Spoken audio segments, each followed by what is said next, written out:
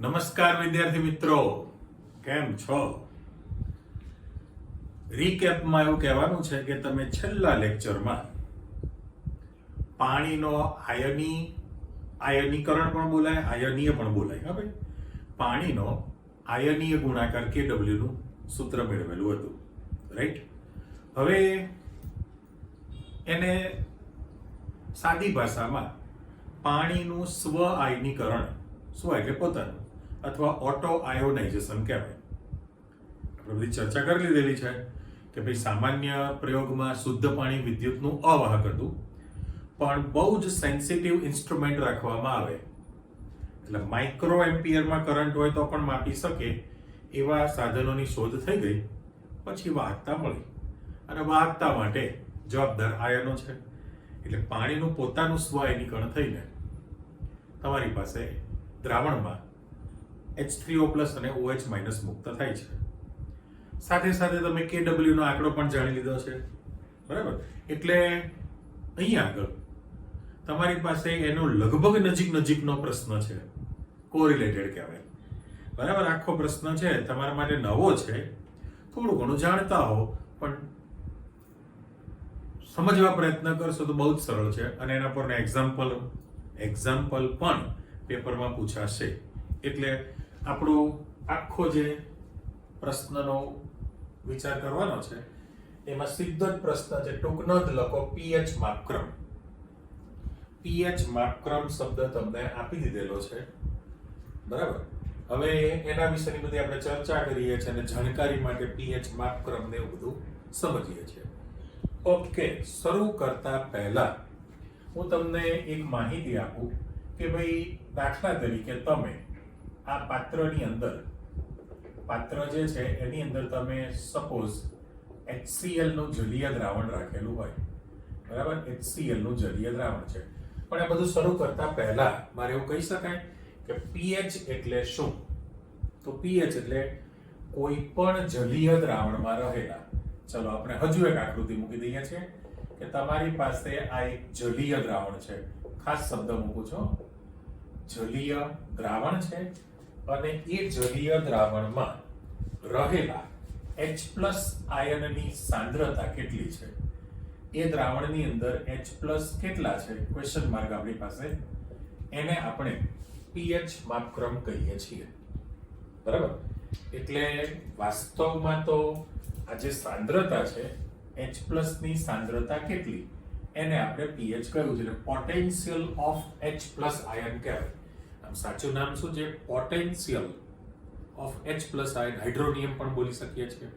એટલે એ દ્રાવણમાં H+ ની સાંદ્રતા કેટલી છે તો એ દર્શાવવા માટેનું તમારી પાસે જે સૂત્ર બનવાનું છે એ સાંદ્રતા કેટલી છે તો A એટલે એક્ટિવિટી, સક્રિયતા કહેવાય, અને આપણે H+ મૂકી દઈએ, બરાબર? સક્રિયતા કેટલી છે એ તમે આમ લખો અથવા તો H+ ની સાંદ્રતા કેટલી છે, આ બંને સૂત્ર તમારા માટે સાચા કહેવાય.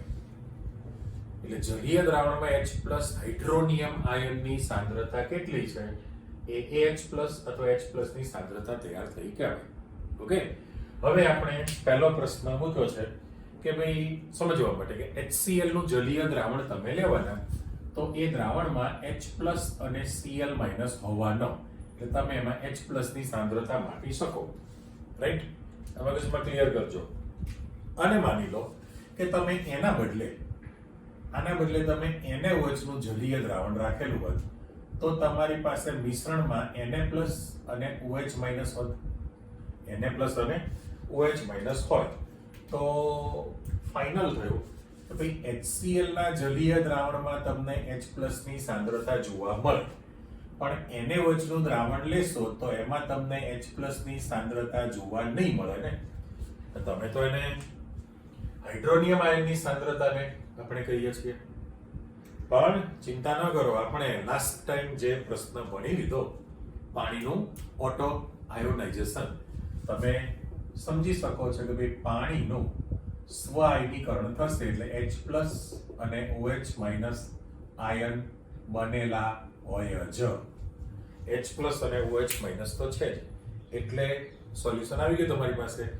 ભલે તમે NaOH નું દ્રાવણ લેશો તો એમાં Na+ અને OH- ની હાજરી છે, પણ સાથે સાથે પાણીનું પણ સ્વ આયનીકરણ થવાને કારણે એ મિશ્રણની અંદર આપણે ગ્રીન ઉપર મૂકીએ H+OH- છે, જરૂર છે એના પર R મૂકું છું, તો આમાં તમારી પાસે H+ આયનની હાજરી હોય ને હોય જ. એટલે મારું પહેલું સ્ટેટમેન્ટ છે, કોઈ પણ જલીય દ્રાવણ હાઇડ્રોનિયમ H+ આયન ધરાવે છે. ક્લિયર માઇન્ડમાં? કોઈ પણ જલીય દ્રાવણ હાઇડ્રોનિયમ H+ અથવા H3O+ આયન પણ ધરાવે છે.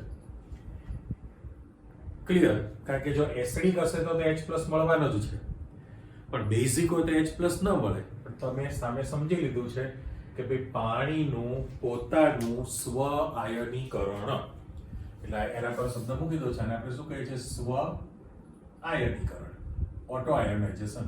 સ્વ આયનીકરણની પ્રક્રિયા થવાને કારણે દ્રાવણમાં H+ મુક્ત થાય. ભલે સાંદ્રતા ઓછી છે, પણ હાજરી તો છે જ ને.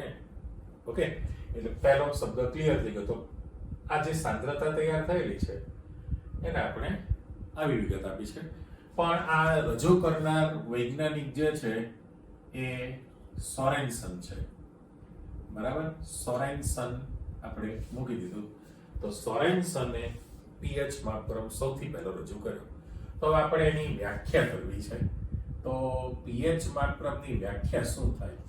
એટલે આપણે લખી નાખીએ કે ભાઈ કોઈ પણ જલીય દ્રાવણમાં રહેલા H+ આયનની સાંદ્રતાના, આ બધું તમારું સ્ટેટમેન્ટ છે. ઓકે, હવે જો તમે આ જે સાંદ્રતા લખેલી છે એને આ AH+ લખું, અથવા તો એ જે H+ ની સાંદ્રતા છે એને તમે pH કહેવાના છો, પણ pH બરાબર -log H+ ની સાંદ્રતા છે, પણ બેઝ છે એનો 10 નો આધાર. હવે ખરેખર તો મારે લખવું હોય તો 1/H+ લખી શકાય ને. આ જે સૂત્ર લખેલું છે વ્યાખ્યા તરીકે, આને આપણે ડિસ્ટર્બ નથી કરતા, ચાલો હું બ્લોક કરી દઉં.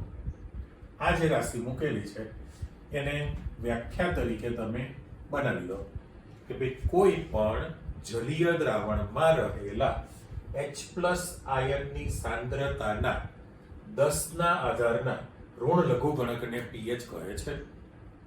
એટલે સક્રિયતા બરાબર જ સાંદ્રતા તૈયાર થઈ ગયા ને, પણ એ સાંદ્રતા જે છે શામાં હોય? મોલ પ્રતિ લિટરમાં છે. એટલે મારે અહીંયા એવો શબ્દ વાપરી શકે ભાઈ સાંદ્રતા બરાબર જ H+ ની સાંદ્રતા, પણ એ મોલારિટીમાં છે ને. એટલે આ જે સાંદ્રતા છે H+ ની સાંદ્રતા આપણે મોલારિટીમાં સ્વીકારેલી છે. તો આવું રિલેશન પણ તમે લખી શકો છો. ફરી એકવાર વ્યાખ્યા બોલે છે, કોઈ પણ જલીય દ્રાવણમાં રહેલા H+ આયનની મોલ લિટર ઇન્વર્સ સાંદ્રતાના 10 ના આધારના ઋણ લઘુગણકને pH કહે છે. બરાબર? એટલે તમે pH શોધી શકો. હવે સાથે સાથે તમારા માઇન્ડમાં તરત ક્વેશ્ચન થાય ને કે ભાઈ જે રીતે pH નો પ્રશ્ન છે તો તમે એવું ના કહી શકો કે દ્રાવણમાં OH- પણ હોય જ ને. જેવી રીતે HCl ના દ્રાવણમાં H+ હતા, હા, તો પાણીના સ્વ આયનીકરણથી OH ની હાજરી હોય કે નહીં? પણ એમાં pOH મીટર નથી. NaOH ના દ્રાવણમાં તમારે પાણીના સ્વ આયનીકરણથી H+ ની હાજરી છે જ, તો મારે રાઉન્ડ મૂકવો હોય તો ના મૂકી શકાય કે ભાઈ OH- ની હાજરી પણ તમારા HCl ના દ્રાવણમાં હોય જ. હવે એક ક્વેશ્ચન બની ગયો, શોર્ટ ક્વેશ્ચન. ઇન્વર્ટેડ કોમામાં સ્ટેટમેન્ટ આપે, HCl નું જલીય દ્રાવણ OH- આયન ધરાવે છે, કોમા પૂરા. બરાબર? આ વિધાન સમજાવો. HCl નું જલીય દ્રાવણ OH- આયન ધરાવે છે, આ વિધાન સમજાવો. તો સાચું કે નહીં?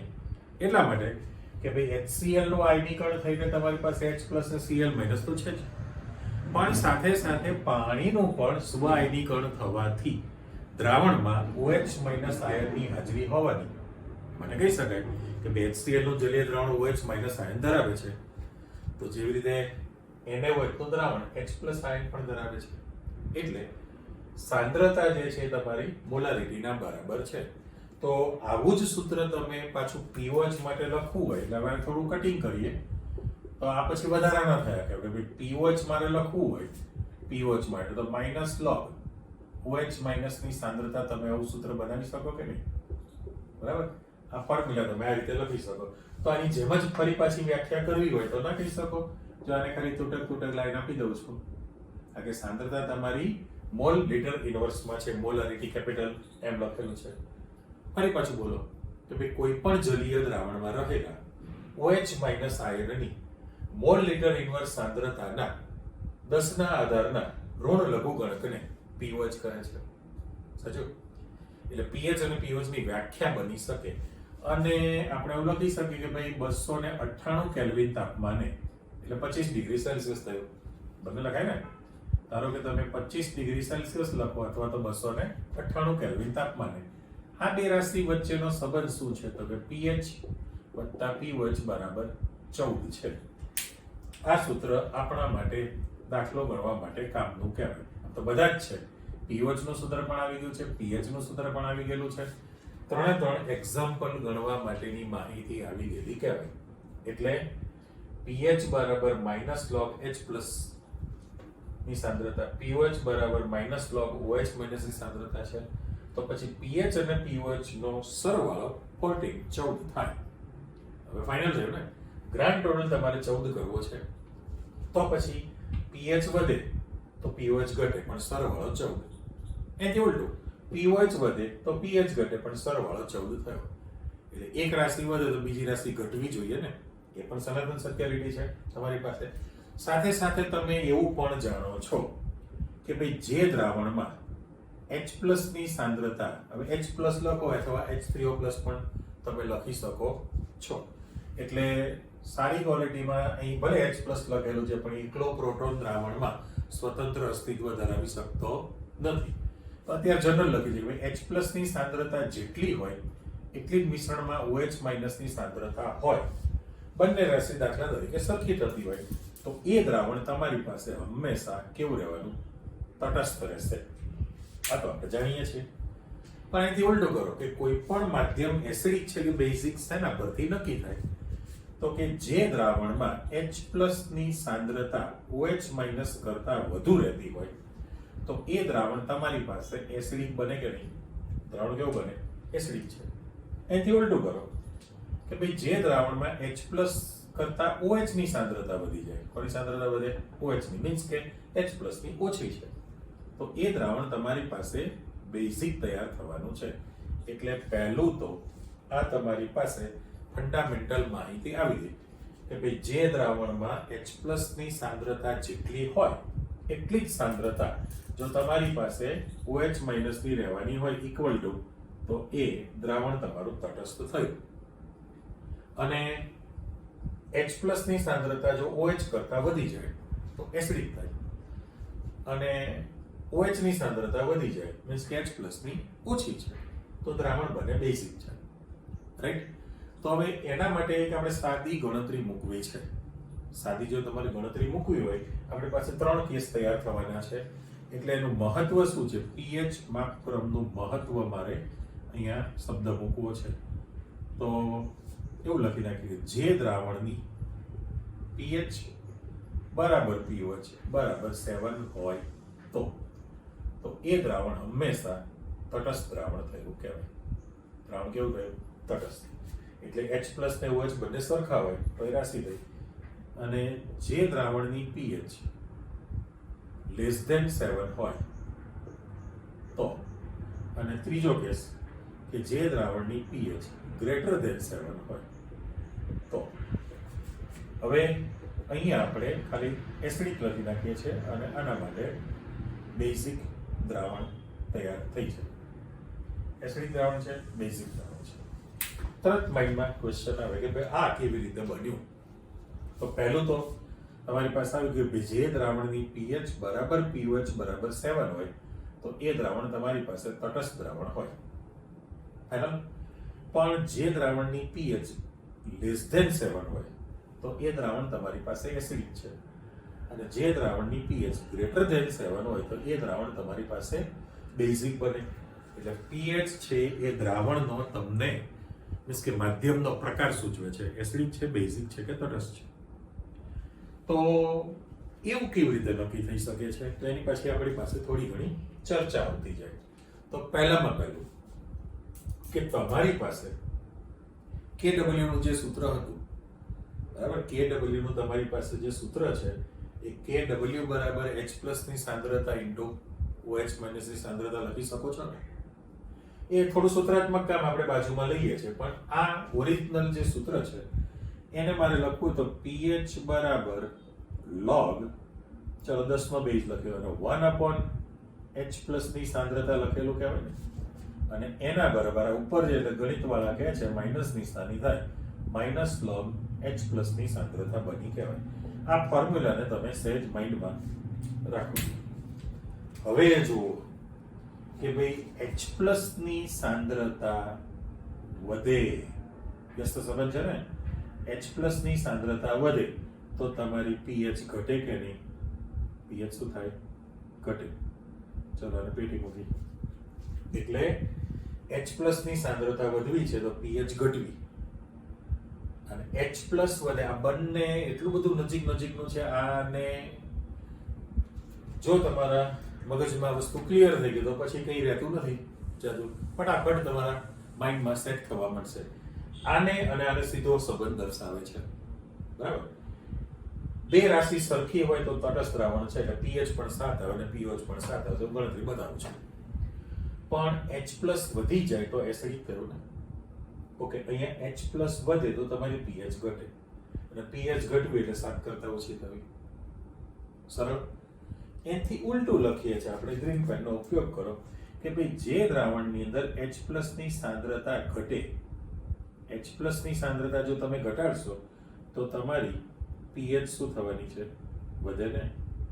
pH તમારી પાસે વધે છે, એટલે H+ ની સાંદ્રતા ઘટી, જો અર્થાત OH ની સાંદ્રતા વધી સાપેક્ષમાં, તો H+ ની સાંદ્રતા ઘટે તો તમારી pH વધવાની છે, અને pH વધવી that means 7 કરતા તમારી પાસે વધુ હોવાની છે. 7 કરતા વધુ, પેલી 7 કરતા ઓછી છે, એટલે એક રાશિ આ તમારી પાસે સિમ્પલ આવી ગઈ. હવે આના માટે આપણે એવું કહી શકીએ કે ભાઈ સીધી જ ગણતરી મૂકવી છે, પણ ગણતરી કરતા પહેલા સૂત્રમાં જતા રહો. આમ તમે જાણો છો કે આ મૂકી દઈએ ને, દાખલા તરીકે 25 ડિગ્રી સેલ્સિયસ તાપમાને શુદ્ધ પાણીમાં રહેલા H+ ની સાંદ્રતા બરાબર OH માઇનસ ની સાંદ્રતા બરાબર 1 × 10⁻⁷ મોલર હોય છે કે નહીં? 25 ડિગ્રી સેલ્સિયસ તાપમાને શુદ્ધ પાણીમાં H+ ની સાંદ્રતા બરાબર OH માઇનસ ની સાંદ્રતા હોય છે. તેથી પહેલા આપણે સાદી ગણતરી મૂકી દીધી, pH બરાબર માઇનસ log. હવે દાખલો ગણો ત્યાં 10 લખતા હોતા નથી, એટલે H+ ની સાંદ્રતા લખવી છે તો માઇનસ log 1 × 10⁻⁷, એટલે 1 log 1 એટલે તમારી પાસે 0 થાય, એટલે 10⁻⁷ મૂકી દઉં તો -12 છે, અને આને 7 ના લખી શકાય, અને માઇનસ માઇનસ પ્લસ 7 થઈ ગયું.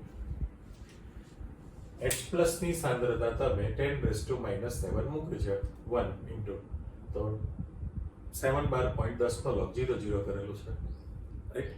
અને એવી જ રીતે દાખલા તરીકે તમારે pOH ની ગણતરી કરવી છે. એકચ્યુઅલી તો આપણે pH જ ગણી છે, પણ pOH ને આ સૂત્ર પ્રમાણે ગણી નાખું તો log of OH માઇનસ થયું ને, તો pOH બરાબર અહીં પણ મારે log 10⁻⁷ મૂકવાના છે, તો માઇનસ અને 7 12.0004 મૂકી દો તો pOH ની રાશિ પણ તમારી પાસે કેટલી આવે છે? 7, રાઈટ. એટલે જે દ્રાવણની pH પણ 7 આવે, pOH પણ 7 આવે, જો આ બંને રાશિ સરખી છે, અને 25 ડિગ્રી સેલ્સિયસ તાપમાને શુદ્ધ પાણી એ તટસ્થ છે ને, કારણ કે બંનેનું પ્રમાણ સરખું છે, તો એ કન્ફર્મ કરી દીધું આપણે કે ભાઈ pH બરાબર 7, pOH બરાબર 7 હોય તો તટસ્થ દ્રાવણ થયું કહેવાય. પણ હવે એસિડિક અને બેઝિકતા તમારી પાસે બદલાવાની હોય, એ આના ક્રમ પ્રમાણે છે. તો થોડીક ચર્ચા આપણે એવી કરી કે તમારા પાઠ્યપુસ્તકની અંદર આ સરસ મજાનું કોષ્ટક આપેલું છે, દરેક દ્રાવણની pH ફિક્સ હોય છે, બરાબર. હવે એક તો ફાઇનલ થઈ ગયેલું છે, ઘણું બધું લિસ્ટ આપેલું છે, પણ માનવ શરીરના રુધિરની pH બાયોલોજીમાં આવે 7.4 અચળ હોય છે. લાળની pH જે છે લાળ જે છે એની પીએચ છે. ચલો આપણી પાસે જેટલા લિક્વિડ ફોર્મમાં છે એ બધા જ તમને આપેલા છે. વિચારી લો એની અંદર કે ભાઈ કોઈ પણ એસિડ છે, હવે એસિડ શબ્દ બોલો તો એની સાંદ્રતા બદલાશે, પણ એસિડ એટલે 7 કરતાં ઓછી પીએચ વાળું હોય. અચ્છા, શરીરની અંદર હોજરીમાં પાચક રસ તરીકે HCl આપણે કીધું તફાવત પેલા એસિડ બેઝનો તફાવત વખતે સ્ટાર્ટિંગમાં કે ભાઈ રોજનો 1.5 થી 2 લીટર 1.5 થી 2 લીટર HCl નો સ્ત્રાવ તૈયાર થાય હોજરીમાં પાચક રસ તરીકે. એટલે HCl ની સાંદ્રતા અલગ અલગ તો પીએચ પણ બદલાય. લીંબુનો રસ છે, સાઇટ્રિક એસિડ, લીંબુનો રસ છે, કોઈ પણ ફ્રૂટ જ્યુસ છે, એ બધાની પીએચ અલગ અલગ પ્રકારની હોય. એટલે મિલ્ક ઓફ મેગ્નેશિયા છે, ચૂનાનું નીતરું પાણી છે, NaOH નું દ્રાવણ છે, એ બધા બેઝિક છે.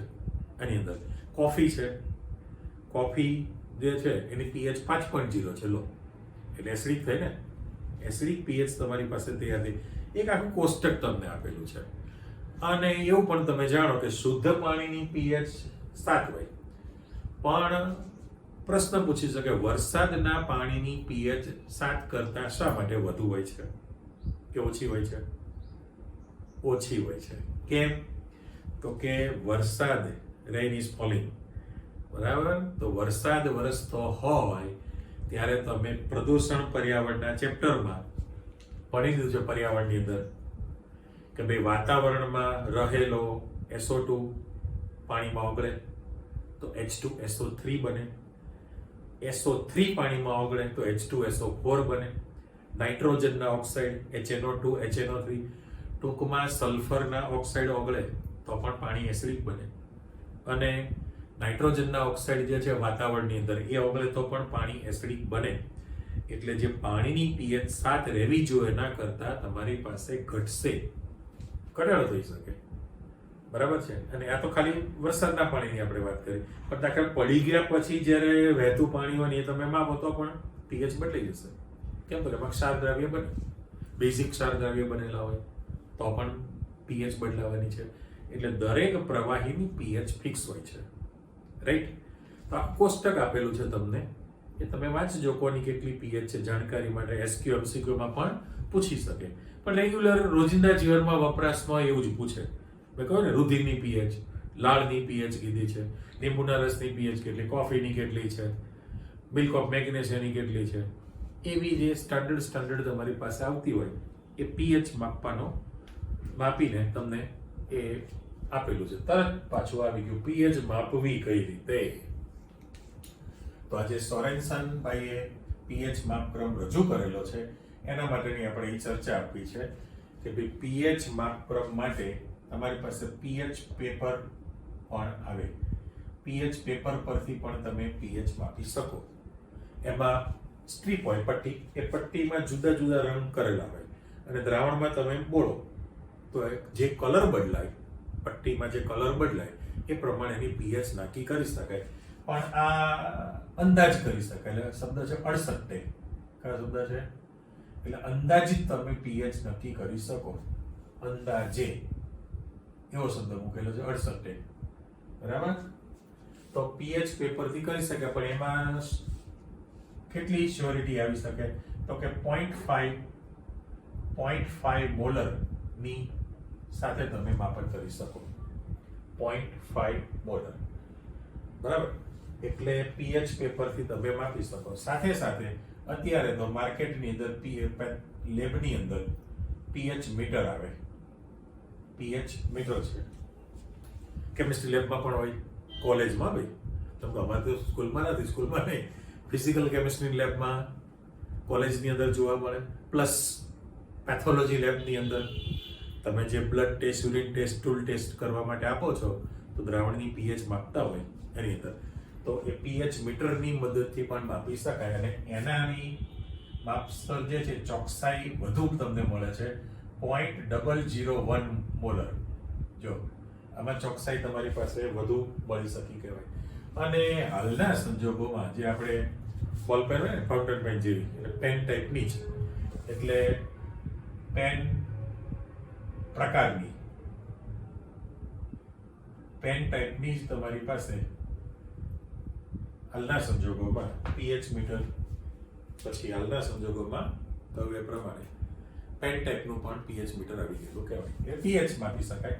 એટલે પીએચ પેપર તમને 68 અંદાજે આપશે. એની શ્યોરિટી ભૂલ કેટલી આવે તો કે ચોકસાઈ તમારી 0.5 મોલર સુધી મળે. પીએચ મીટર જે અગત્યનું છે આ કામનું, જેમાં ચોકસાઈથી તમે માપી શકો અને એમાં જે ત્રુટિ ગણો 0.001 મોલર સુધીની છે. અને અત્યારના લેટેસ્ટ યુગની અંદર તમારી પાસે પેન ટાઈપનું પણ જોવા મળે. આ સ્વીકારી તો લીધું તમે, પણ હવે પ્રશ્ન એવો થયો કે પીએચ માપક્રમ છે એની મર્યાદા શું છે? એની મર્યાદા અથવા તો એની ખામી પણ કહેવાય. તો પહેલામાં પહેલું કે પીએચ માપક્રમ એ એક તો પહેલી જ શરત કે જલીય દ્રાવણને જ લાગુ પાડી શકાય, અને સાથે સાથે મંદ અને અતિ મંદને આ સિદ્ધાંત તમે લાગુ પાડી શકો.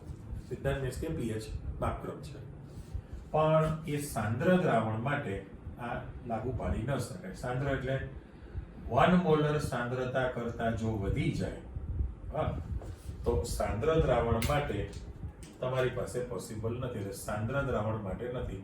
એક તો જલીય દ્રાવણ માટે છે, મંદ અને અતિ મંદ માટે તમને પરફેક્ટ જવાબ આપે. પણ 1 મોલર કરતા જો વધુ સાંદ્રતા તમારી પાસે આવી જાય, 1 મોલર કરતા જો વધુ સાંદ્રતા હોય તો એ તમારી પાસે પીએચ નું મૂલ્ય કેવું બને? પીએચ તમારી પાસે ઋણ મૂલ્ય ધરાવે. માની લો કે તમારી પાસે વિચારી લો ને કે ભાઈ HCl ની સાંદ્રતા 2 મોલર આપેલી હોય.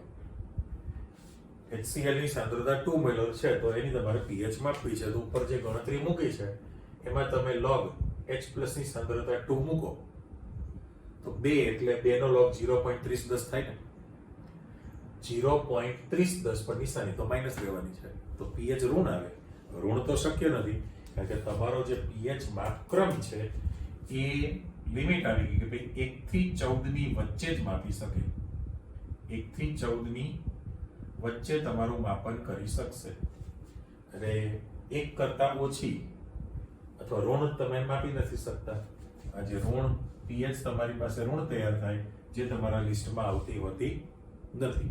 અને એટલે 1 થી 14 ની વચ્ચે જ તમે માપી શકો છો. એટલે ફરીથી મર્યાદા ચેક કરો, માપક્રમ લખું એટલે અંદાજ આવી જશે કે ભાઈ પીએચ માપક્રમ માત્ર જલીય દ્રાવણોને જ લાગુ પાડી શકાય છે.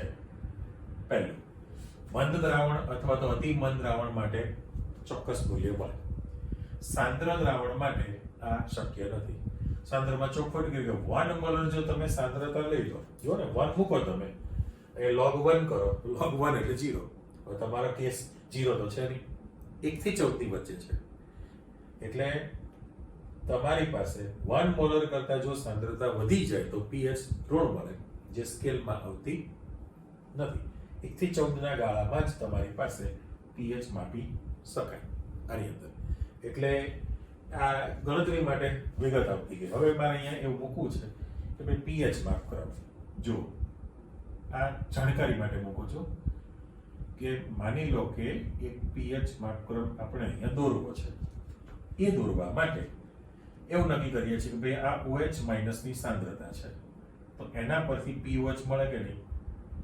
અને જો અહીંયા લખી નાખો H3O+ ની સાંદ્રતા તો તમારી પાસે કોણ મળશે? પીએચ મળશે. રેડી? જો OH- ની સાંદ્રતા હોય તો POH મળે, H3O+ ની સાંદ્રતા હોય તો પીએચ મળે. સાથે સાથે તમે રિલેશન પણ જોઈ લીધું કે પીએચ અને પીઓએચ નો સરવાળો 14 તૈયાર થાય. જો એટલે એક રાશિ વધે તો બીજી રાશિ ઘટે. બરાબર છે ને? તો પીએચ વધે તો પીઓએચ ઘટશે, સરવાળો જો, અને પીઓએચ વધે તો પીએચ ઘટે. તો એનો અર્થ એવો થયો કે તમારે અહીંયા આગળ OH- ની જે સાંદ્રતા લખવી છે, OH- ની સાંદ્રતા, તો સેન્ટરમાં આપણે જતા રહીએ અહીંયા આગળ. તો માની લો કે મારે POH ની સાંદ્રતા 10⁻⁻14 લખું. અહીંયા 10⁻⁻13 લખીએ. 10⁻⁻13. હવે ઉલટા સુલટી લખવું પડે ને કે જો હું H3O+ ની સાંદ્રતા અહીંયા 0 રાખું, 10⁻0 રાખું, તો તમારી પાસે pH 0 થઈ, તો pH ની કિંમત 14 આવી જાય ને. એ રીતે અહીંયા આગળ આપણે જે દાખલા તરીકે અહીંયા મેં પેલા પ્રમાણે મૂકતા જઈએ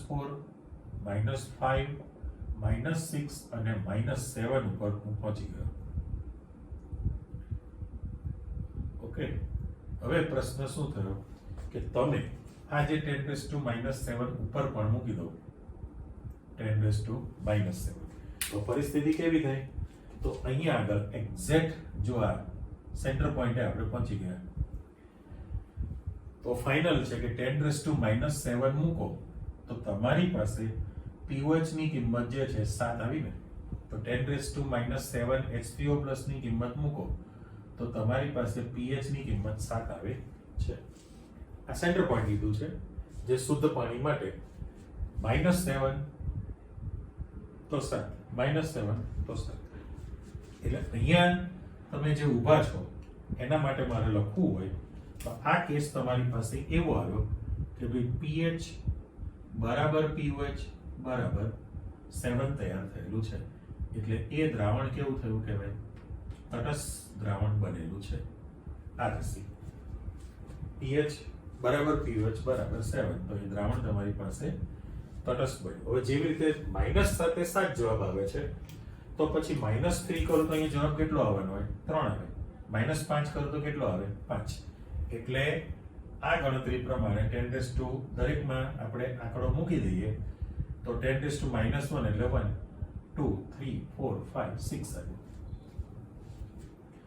તો pH રાશિ તમારી પાસે ઘટી છે. તો આ જે કેસ તૈયાર થયો અહીંયા આગળ મારે લખી શકે pH is less than 7 છે ને. pH is less than 7 વાળી રેન્જ તમારી પાસે અહીંયા આગળ આવી ગઈ કહેવાય. 7 કરતા ઓછી થઈ છે એટલે આ જે માધ્યમ તૈયાર થયું એ દ્રાવણ કેવું થવાનું છે? એસિડિક દ્રાવણ બને. એ માધ્યમ છે એસિડિક બની ગયેલું કહેવાય. હવે આ રાશિ તમારી પાસે વધતા ક્રમમાં છે તો પહેલી રાશિ ઘટતા ક્રમમાં લેવી પડે ને. તો અહીંયા મારે -13,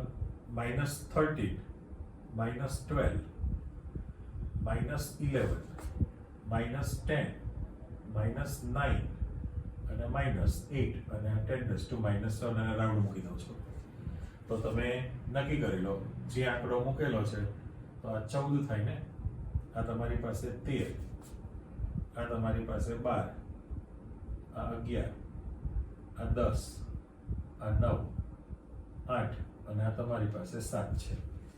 એટલે pH અને pOH નો સરવાળો તમારી પાસે 14 રહે. જો pH 1 છે તો 13 + 1, 12 + 2, 11 + 3, 10 + 4. એક રાશિ વધે છે તો એક રાશિ ઘટે છે.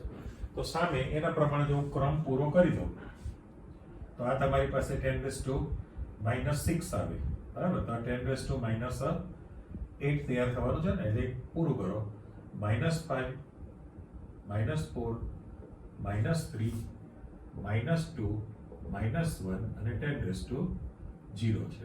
તો એના પ્રમાણે આ જે છે તમારી પાસે આના પ્રમાણે જો તમે કિંમત મૂકવાના આ પેલો લખી નાખીએ ને કે આ 6, આ 7 છે ને, આ 7, તો આ 6, 5, 4, 3, 2, 1 અને 0 છે.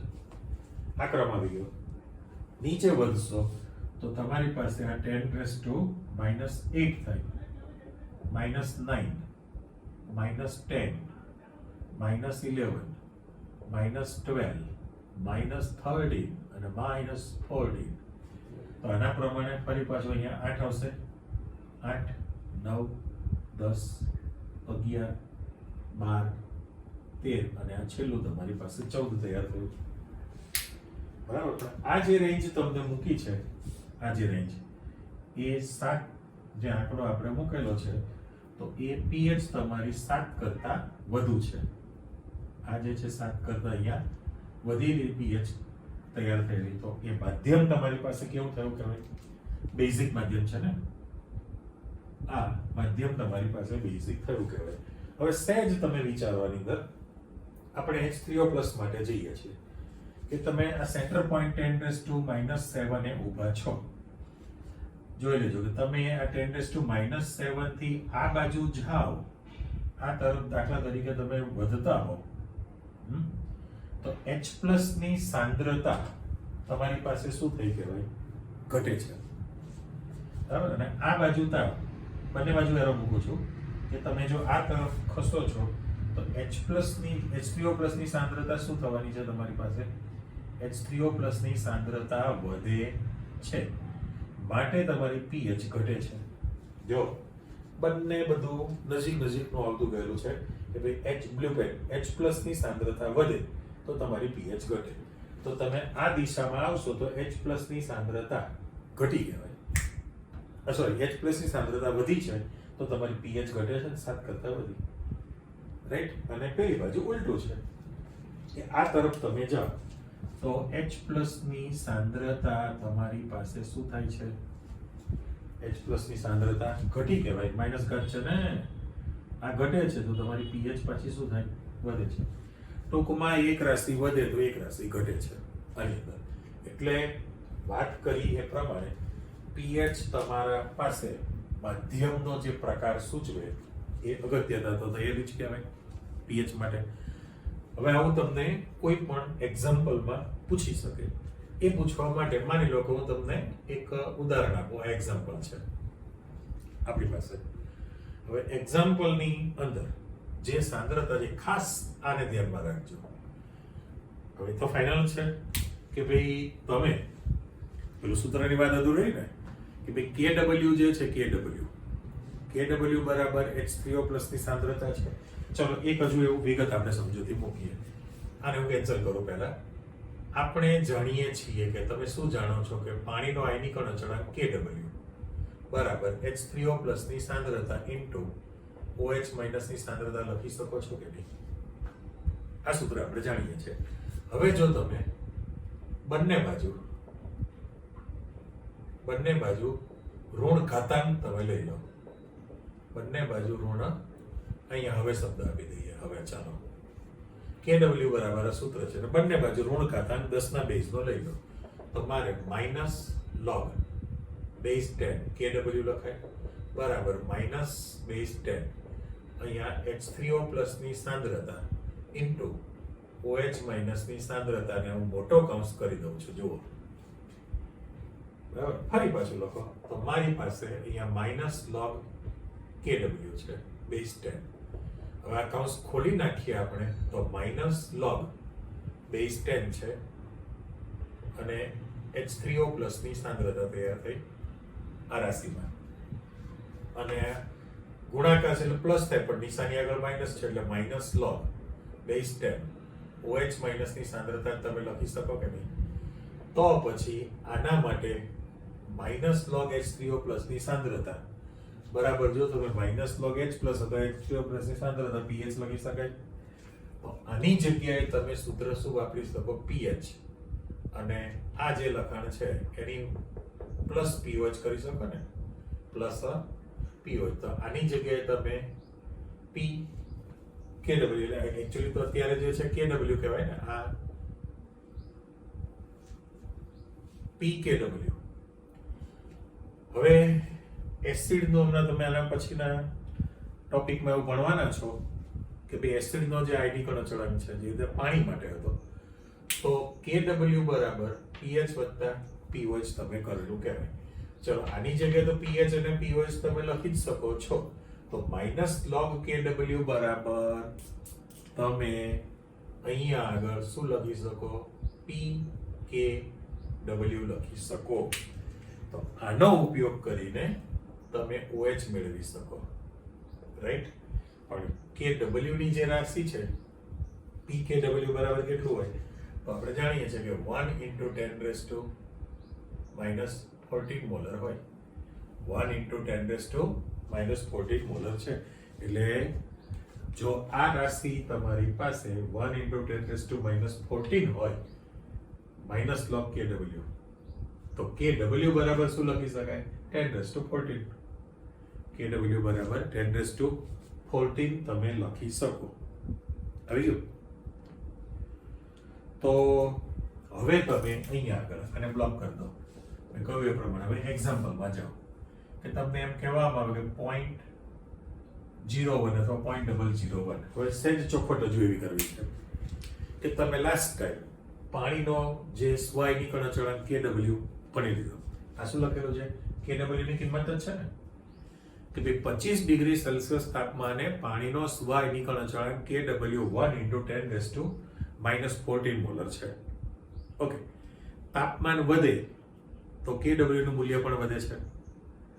તાપમાન વધે તો KW નું મૂલ્ય વધશે. તો KW જો તમારી પાસે વધતો હોય તો pH અને pOH પણ બદલાવી તો જોઈએ ને. pH પણ બદલાય, pOH પણ બદલાય, પણ એના પર મોટી અસર નહીં થાય. કારણ શું છે કે અહીંયા પાવર તમે જોઈ લીધો છે કે ભાઈ 10⁻², માની લો -2 છે. 10⁻², -2 એટલે 0.01 મોલર. અને સમજતોય તમે એવું જાણો છો કે ભાઈ જે દ્રાવણની સાંદ્રતા 0.01 મોલર, બરાબર, અથવા તો એને 10⁻² મોલર પણ કહી શકાય કે નહીં, એના કરતા જો આ દ્રાવણની સાંદ્રતા ઓછી હોય તો એમાં H+ ની સાંદ્રતા કેટલી છે? એટલે 10⁻² મોલર અર્થાત 0.01 મોલર એટલે 1 મોલનો 100મો ભાગ થયો. 1 મોલનો 100મો ભાગ છે અને પાછું તમારો લોગેરિધમ તો છે જ તે. એટલે pH ના મૂલ્યમાં કોઈ ખાસ મોટો ફેરફાર થાય નહીં. તાપમાનમાં ફેરફાર થાય, KW નું મૂલ્ય બદલાશે. અહીંયા તમારી પાસે KW નું મૂલ્ય જો બદલાય તો તમારી પાસે pH નું મૂલ્ય પણ બદલાવાનું છે. પણ એ pH નો ફેરફાર ખૂબ જ ઓછો ગણાય કારણ કે લોગેરિધમમાં છે અને એ 10⁻² ના પાવરમાં થયું. આ તો એક સિમ્પલ હતું. તો આ દાખલો ખાસ તમને મૂક્યો છે મેં કે 0.01 મોલર H2SO4 આ દ્રાવણની pH અને pOH ગણો. ચલો, આ તમારી પાસે આવી ગયું. જે નામ આપેલું છે એ સલ્ફ્યુરિક એસિડ છે ખાસ, અને આ સાંદ્રતા તમને આપી દીધી. પહેલામાં પહેલું કે કોઈ પણ પ્રબળ એસિડ અથવા પ્રબળ બેઝ હોય તો એનું દ્રાવણમાં લગભગ સંપૂર્ણ આયનીકરણ થઈ જશે. એટલે જે દ્રાવણની સાંદ્રતા આપેલી છે એ જ હાઇડ્રોનિયમ આયનની સાંદ્રતા લઈ શકાય, અથવા જે સાંદ્રતા આપેલી હોય બેઝ માટે OH ની સાંદ્રતા લઈ શકાય. ત્યાં કોઈ આ બધું પ્રબળ માટે છે. નિર્બળ માટે ગણી શકાય પણ તમે સીધી સાંદ્રતા લઈ શકતા નથી. એ નેક્સ્ટ ટાઈમ તમે શીખવાના છો. તો આ જે સમીકરણ મૂકેલું છે એના માટે ખાસ જોઈ લો કે ભાઈ H2SO4 છે એનું જ્યારે તમે જલીય દ્રાવણ બનાવો ત્યારે માધ્યમમાં H3O+ વત્તા SO4 2- બનવાનું છે ને. ચલો આપણે ભૌતિક સ્થિતિ પણ સાઈડમાં લખી જ નાખી છે. પણ હવે હિસાબ કિતાબ પ્રમાણે તમે જશો તો સંતુલનમાં અહીંયા તમારી પાસે 4 ને 2 6 છે અને વસ્તુ -2 કરવું છે એટલે +2 ને -2 વીજભાર 0 થઈ ગયો. એ 0 છે જ. હાઇડ્રોજન તમારી પાસે 3 દુ 6 છે અને ઓપ્શન 4 ને 2 6 થયા, 4 છે એટલે 2 મૂકી દઉં. 2 આપણે ત્યાં મૂકી દઈએ તો સંતુલન પ્રમાણે 2 દુ 4 ને 2 6 હાઇડ્રોજન, 3 દુ 6, ઓપ્શન 4 ને 2 6, તો અહીંયા 4 ને 2 6, સલ્ફર વીજભાર 0 થયો. હવે પ્રશ્ન એવો થયો કે ભાઈ H2SO4 ની સાંદ્રતા 0.01 મોલર આપી છે. તો સંપૂર્ણ આયનીકરણ થાય તો 0.01 મોલર સાંદ્રતા ખરી અહીં સાંદ્રતા બરાબર, પણ એના ગુણાંકમાં કેટલા થયા કહેવાય? ગુણ્યા 2 એટલે સાંદ્રતા 0.02 મોલર બની ગઈ કહેવાય. હવે ડાયપ્રોટિક એસિડ કહેવાય ને, ડાયપ્રોટિક એસિડ. ધારો કે તમે HCl આપેલું હોય તો એક જ H+ અથવા H3O+ બને. HNO3 હોય તો પણ એક જ છે. માત્ર ને માત્ર જ્યારે તમને સલ્ફ્યુરિક એસિડ આપેલો હોય ત્યારે સલ્ફ્યુરિક એસિડના એક અણુમાંથી 2 H+ છૂટા પડે એટલે એને ડાયપ્રોટિક કહેવાય. અને હવે તો પછી તમારી પાસે સૂત્ર તૈયાર જ છે. અહીં તમે મિક્સ ન કરી નાખતા pH માપ કરવા માટે હું જરા બાઉન્ડ્રી બાંધી દઉં. આ પાઠ્યપુસ્તકમાં નથી આપેલો પણ આ બધી જ વસ્તુ ક્લિયર કરવા માટે ભૂતકાળમાં આવતો 12મા ધોરણમાં તો મેં તમને સ્કેલ સાથેની માહિતી આપી દીધી છે અને હવે ક્લિયર થયું હોય જ. ચલો અહીંયા આપણે pH ગણી નાખીએ. તેથી pH બરાબર -log તમે H3O ની સાંદ્રતા લખશો તો માઇનસ લોગ અહીંયા 0.02 લખવાના છે, 0.02 છે. એટલે આને માની લો કે આપણે ગણતરી કરવી હોય તો માઇનસ દશાંશ ચિહ્ન પછી એક બિંદુ છે એટલે ઉમેર દો 2 બાર 0.30 10 થશે ને અહીંયા આગળ 2 બાર 0.30 10 કૌંસ ખોલી નાખો તો 2.000 માઇનસ 0.30 10 તમે કરવાના, બાદ બાકી આપી દો તો અહીંયા આગળ 1 પોઈન્ટ આ ઉલટા સુલટી ને 69 અહીંયા 6990 થશે ને 6990. જો આ મેં શું ગણતરી કરી દીધી તમને, pH ની માહિતી આવી ગઈ. pH બરાબર 1.6990 પાછળ તો 0 છે અને તમે એપ્રોક્સિમેટ 1.7 લખી શકો. એસિડ છે એટલે pH 7 કરતા ઓછી આવી કહેવાય. પણ હવે તમારે શોધવું છે કોણ, pH શોધવો છે. તો આપણું જે સૂત્ર છે તેથી ફરી પાછું લખો pKw બરાબર pH વત્તા pH લખાશે ને. pKw લખો જ્યારે તમે તો પેલો આંકડો છે તમારે kW ની કિંમત તમારે 14 લખવાની થાય ને, 14 છે તો pH 1.6990 વત્તા pH છે તો તમે pH બરાબર 14 માઇનસ 1.6990 કરવાના છો તો pH ની કિંમત અહીંયા તમારી પાસે 12 થશે ને, 12.30 10 પાછા લખી નાખું તો આ તમારી પાસે pH ની કિંમત પણ તૈયાર થઈ કહેવાય.